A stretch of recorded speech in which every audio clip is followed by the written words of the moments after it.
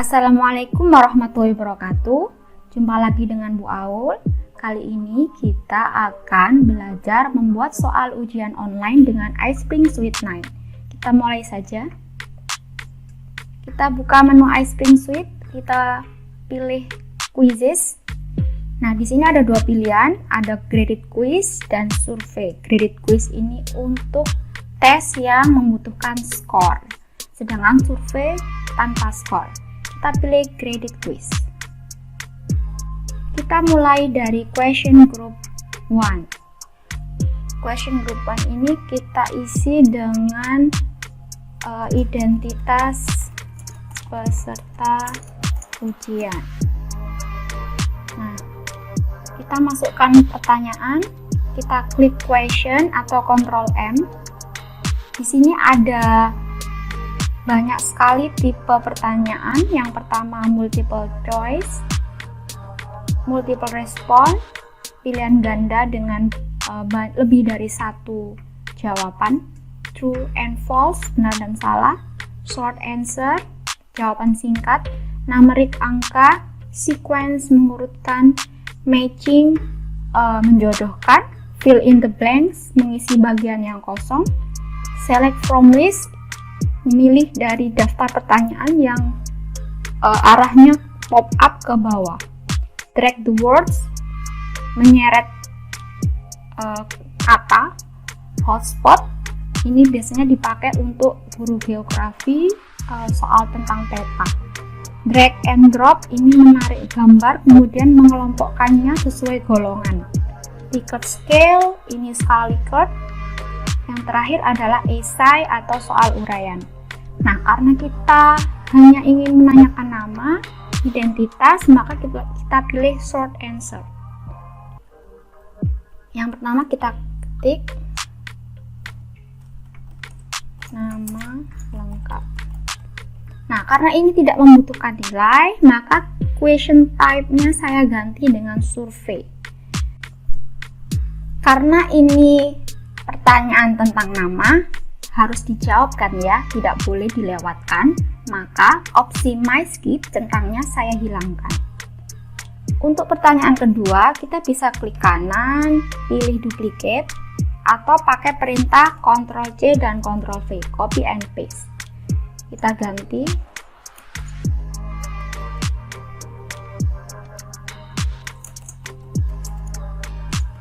Nah, kita tambahkan question group kedua, ini berisi pertanyaan. Kita tambahkan pertanyaan. Saya pilih multiple choice. Kita bisa masukkan pertanyaan pakai perintah import question. Hanya saja filenya harus berbentuk Microsoft Excel. Nah, karena saya siapkan dalam bentuk Word, saya kopikan dari Word. Nah, jika kita menghendaki soalnya diacak, maka nomornya ini kita hilangkan.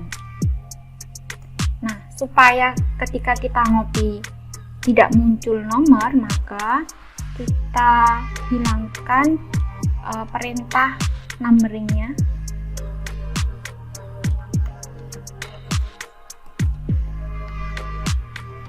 Kita masukkan optionnya.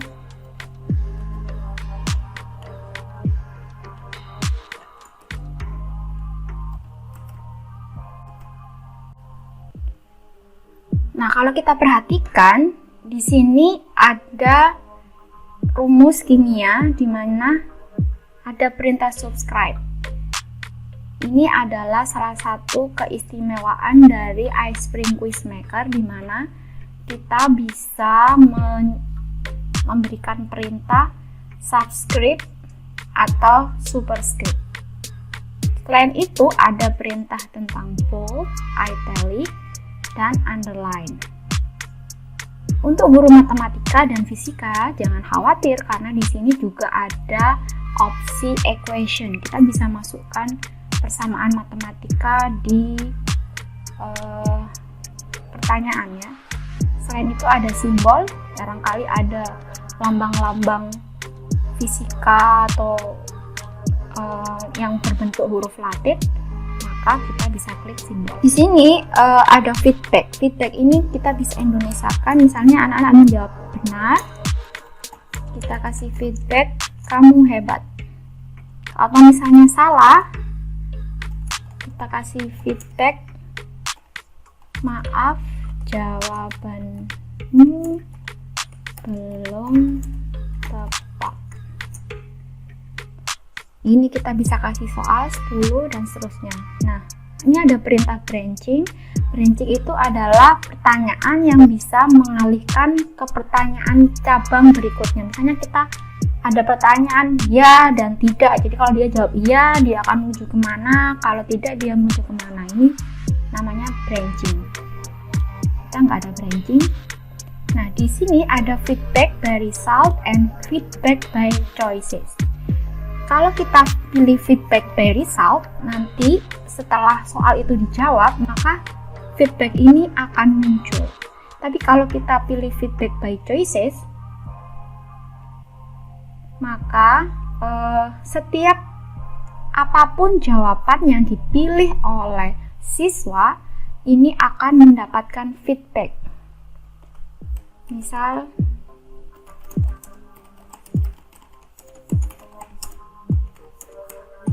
ini dikasih pembahasan.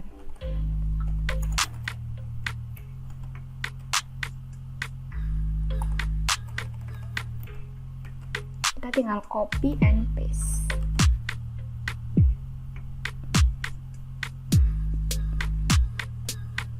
Nah, skor. Nah, kalau kita klik score by result, berarti nanti kalau setelah dia menjawab akan keluar nilainya. Tapi kalau by choices, nanti setiap pilihan ganda itu misalnya ada skor yang berbeda, dia juga akan muncul. Di sini ada attempts. Ini ujiannya ini mau dicobakan berapa kali? Apakah 1 kali atau unlimited? Siswa bisa nyoba tak terbatas sekali. Lalu ada shuffle answer, acak jawaban. Jadi ini nanti akan diacak opsinya. Kita misalnya mau masukkan soal multiple response. Kita pilih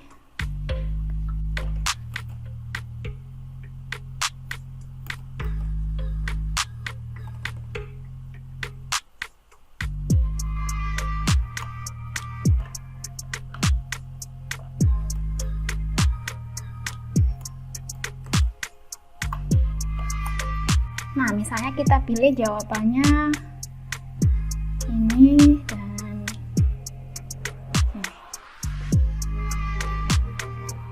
nah, ini muncul opsi lagi accept partially correct answer.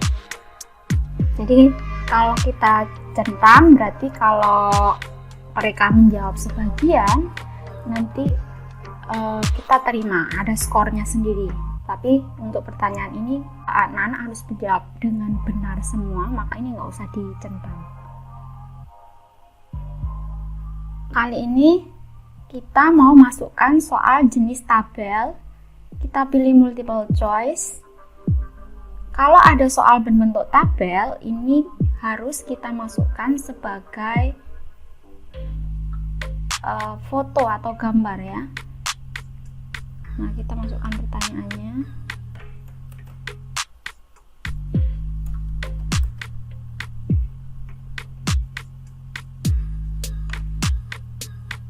Misal jawabannya ini ya.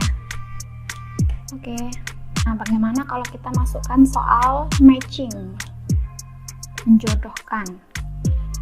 Kita masukkan pertanyaannya.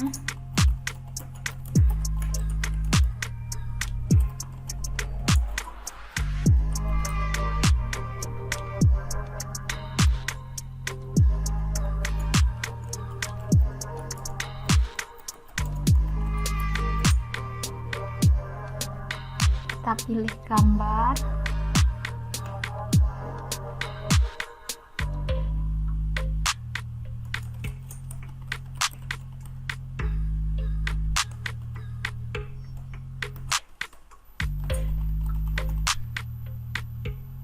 nilai skor yang ada di dalam menjodohkan 10 ini untuk 3 pertanyaan ini. Jadi ini skor total.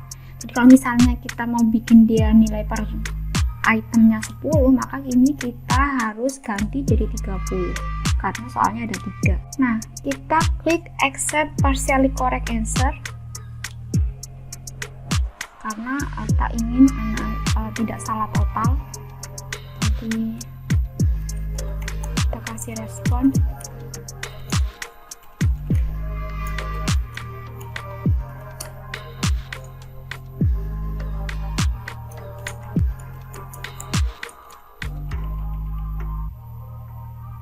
Oke, nah ini resultnya, hasilnya kita bisa ganti. Jadi kalau anak-anak lulus KKM itu nanti dia feedbacknya apa? Selamat kamu lulus. Nah, jika gagal, oke. Nah, ini ada result slide option. Jadi kalau kita tunjukkan result itu gimana, nanti ini show user score, jadi tunjukkan skornya peserta, show passing score KKM-nya, allow user to review quiz, bisa peserta ujian bisa membuka lagi atau meninjau ulang soalnya atau jawabannya, tunjukkan jawaban yang benar. Nah, ini kita karena kita mau ujian biar tidak contekan, ini centangnya kita hilangkan. Nah, kita menuju ke slide view. Soal yang kita buat tadi kita bisa tampilkan di slide view. Nah,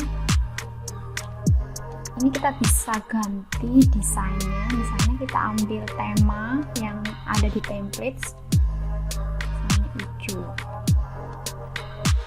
Nah, kalau kita nggak suka dengan yang ada di template, kita bisa bikin sendiri dengan format background. Ini di sini sudah ada. Misalnya kita mau kasih logo sekolah, ini bisa insert picture dan seterusnya. Nah, selain itu bisa animation, misalnya dia mau tampilnya seperti itu. Soalnya ini juga bisa kita atur letaknya, bisa digeser, disesuaikan, ditata. Gambarnya juga bisa diperbesar. Ini bisa kita turunkan.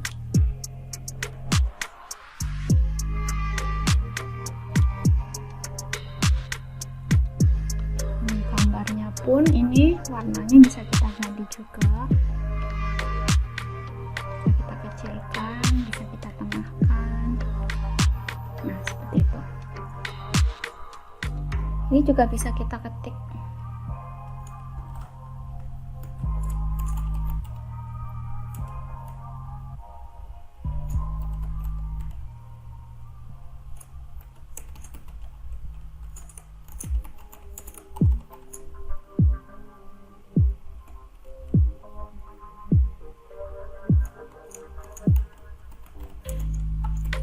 Kita bisa Indonesiakan ya.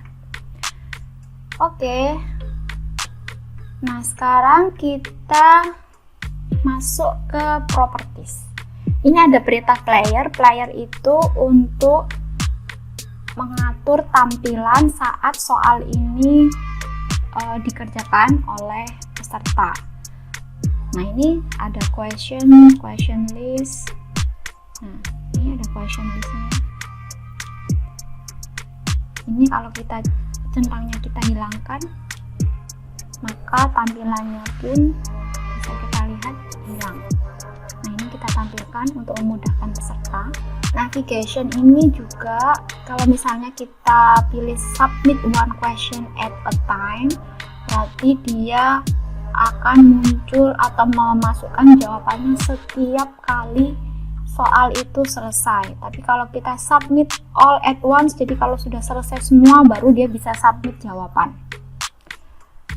Kita pilih yang ini, submit one question at time, supaya anak-anak tidak terlewat soalnya. Enable navigation using question list. Nah, ini colors kita bisa ganti-ganti warna icon-iconnya. Text label ini bisa kita Indonesiakan. Kita kita cari, oh ini sayangnya tidak ada bahasa Indonesia ya. Kalau tidak ada bahasa Indonesia, kita klik manual saja. Misalnya simpan. Oke, klik apply and close. Kita bisa memasukkan musik, jadi anak-anak mengerjakan soal ujian dan diiringi dengan musik. Maka kita klik add audio, kita pilih musik. Musik background ini bisa kita dapatkan di Google. Kita cari yang free copyright. Sayangnya ini harus kita masukkan satu persatu, jadi tidak bisa langsung seluruh slide. Jadi harus satu-satu. Ini musiknya kita bisa edit. Nah, ini misalnya kita hapus seperti itu. Kita atur. Kita hilangkan noise-nya dan seterusnya. Save and close. Juga bisa kita ubah, misalnya kita mau ganti musik bisa, atau misalnya di del. Nah, seperti itu. Kemudian kita masuk ke properties. Ini adalah heading utama dari soal yang kita buat. Kita kasih judul, misalnya uji coba quiz. Nah, ini ukuran slide-nya bisa kita atur. Kita pilih 16:9 ukuran dari YouTube. Nah, ini time to complete the quiz. Ini bisa kita ganti, terserah waktunya kita sesuaikan, misalnya 90 menit. Tinggal klik aja. Lalu quiz scoring. Nah, ini namanya KKM. KKM-nya misalnya 80, bisa dengan persentase atau dengan poin. Kita pilih persentase. Nah, kalau misalnya nggak ada KKM, ya kita klik non. Nah, kita mau punya ada KKM. Lalu ada question properties. Nah, ini adalah aturan umumnya. Nilai 10, 0, dan seterusnya. Tadi kita sudah atur per item, jadi ini nggak perlu. Lalu question list. Nah, kalau kita pilih question from all groups, jadi semua pertanyaan di semua grup nanti akan kita tampilkan. Kalau kita hanya pilih salah satu, maka kita masuk ke question from selected group. Nah, ini centangnya tinggal dihilangkan kalau misalnya kita tidak ingin itu muncul di anak-anak. Lalu ini ada shuffle question in the quiz. Kalau ini kita klik, maka soalnya akan teracak.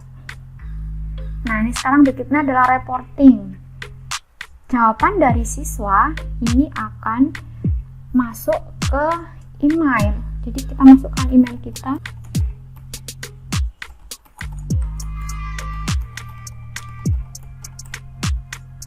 Nah, jawaban anak-anak apakah masuk email itu ketika dia lulus, gagal, atau lulus atau gagal masuk gitu ya.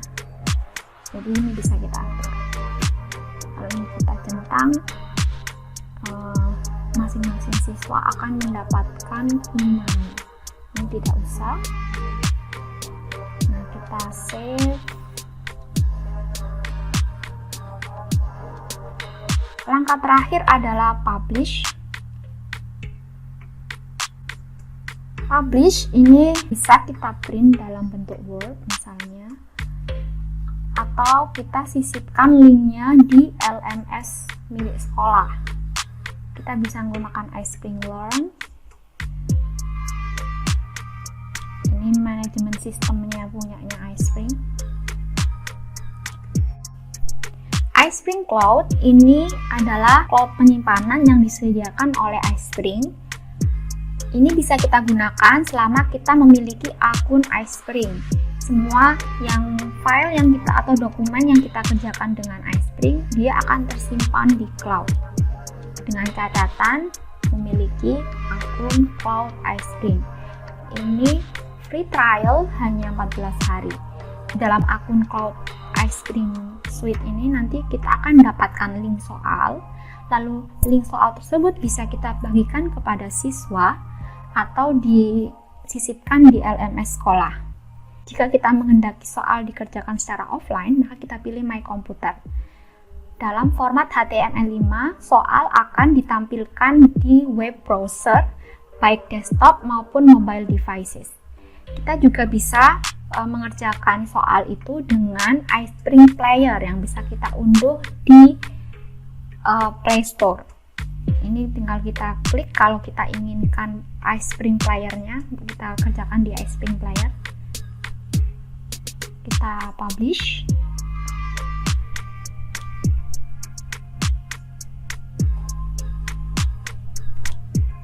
Kita klik zip. Kita save dulu. Nah, file zip inilah yang akan kita bagikan kepada siswa agar dikerjakan secara offline. Untuk menjalankannya, file zip ini harus diekstrak semua.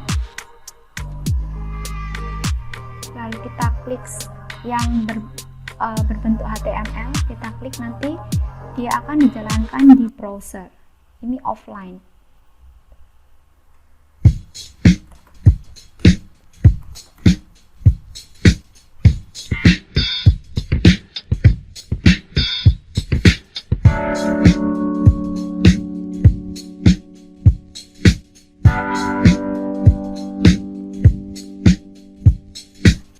Ini namanya feedback by choices. Semua yang telah kita kerjakan, apapun benar atau salah, akan muncul pembahasannya.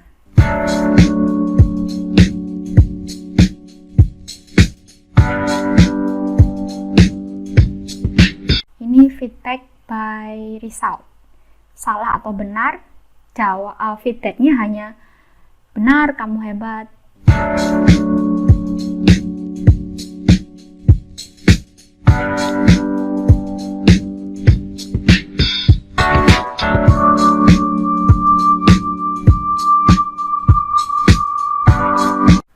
Kurang tepat, sedikit lagi, seperti ini. Ini kalau feedback by result.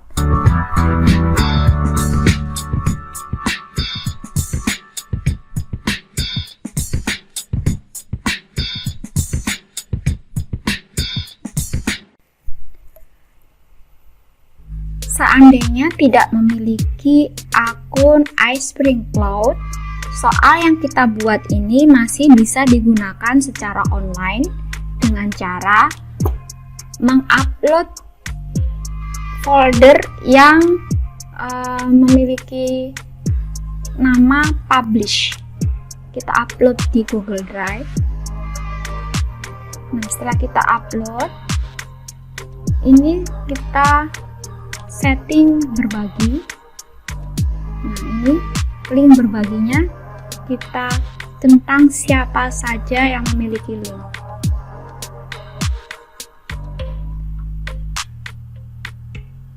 Selanjutnya kita buka web drv.tw. Kita pilih host on Google Drive. Kita pilih akun Gmail. Kita klik izinkan. Nah, kita tunggu beberapa saat. Kita cari nama file kita. Kita pilih yang HTML. Kita copy. Supaya tidak terlalu panjang linknya, maka kita perpendek dengan gg.gg atau bisa pakai bit.ly atau SID misalnya.